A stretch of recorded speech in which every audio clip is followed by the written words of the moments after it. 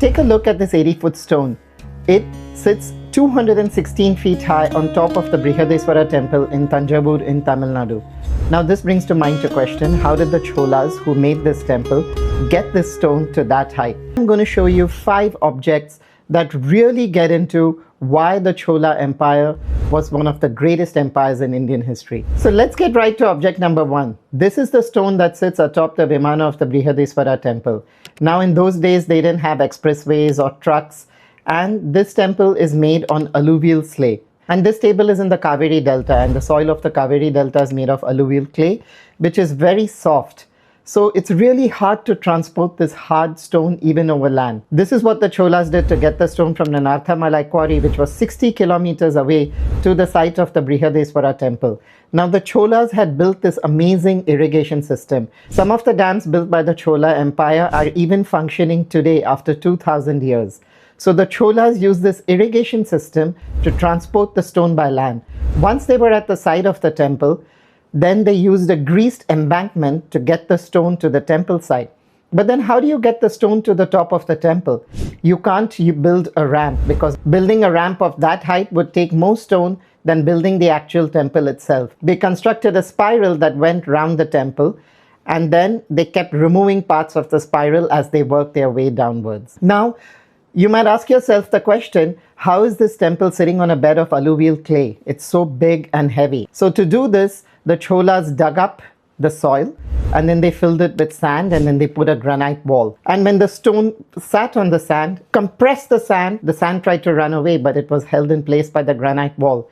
So the sand got compressed and it became stronger, and it actually served to bolster this foundation.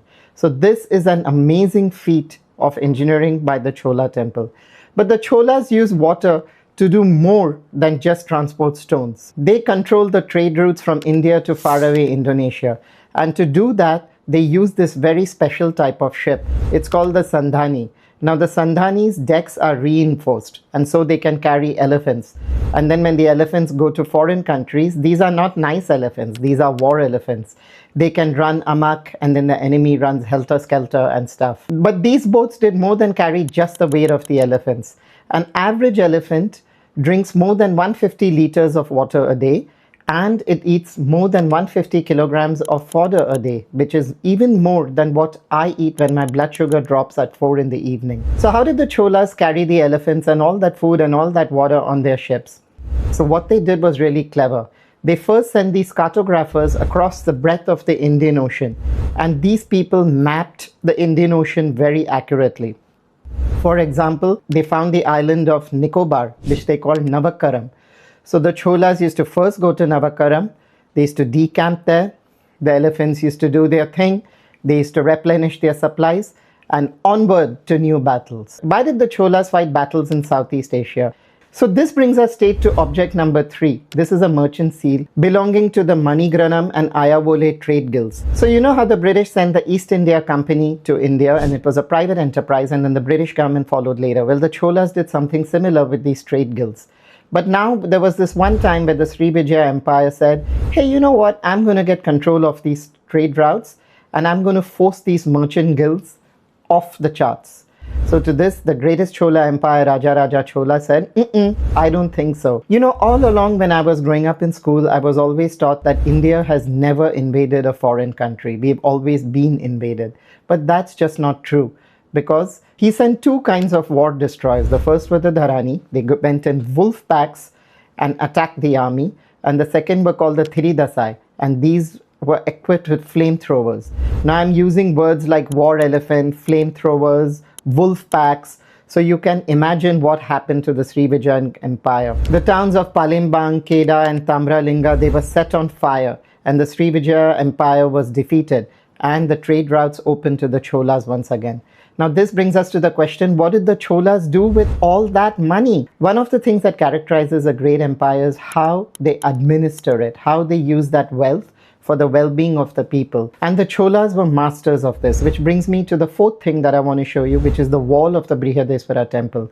Now here you see actual receipts that are carved in stones on the surface of the wall.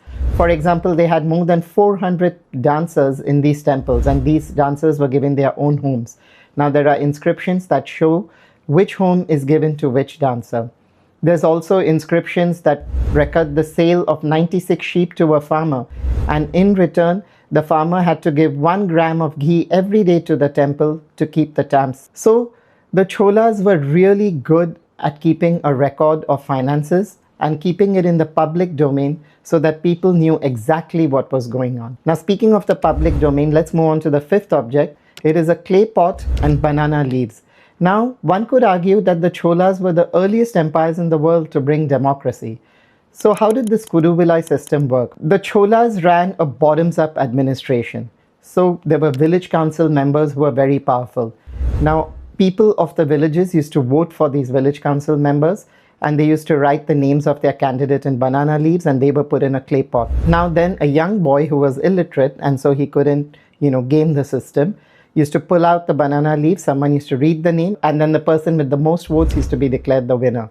Now, if the village council member had done something dodgy or had a criminal record or had taken a bribe, then they were banned from participating in elections. So this means that most politicians in modern day India would be ineligible to run for the village council elections of the Chola system. I hope you're enjoying this video. If you want to see more videos just like this, then please consider subscribing for this channel. I'm going to take objects, events, people from Indian history, mythology, and even Buddhism and really go deep into them. So thank you for considering subscribing to this channel. So I'd like to end by saying this is what makes an empire great. It's a powerful empire. It has control of its resources. The empire is well administered, the people are looked after and cared for, and there is this sense of relentless optimism. And this is what makes the Cholas one of the greatest empires in Indian history. I hope you enjoyed this video, and I look forward to seeing you in the next one. Have a lovely week. Enjoy the next 7 days that lie ahead, and see you again. Bye.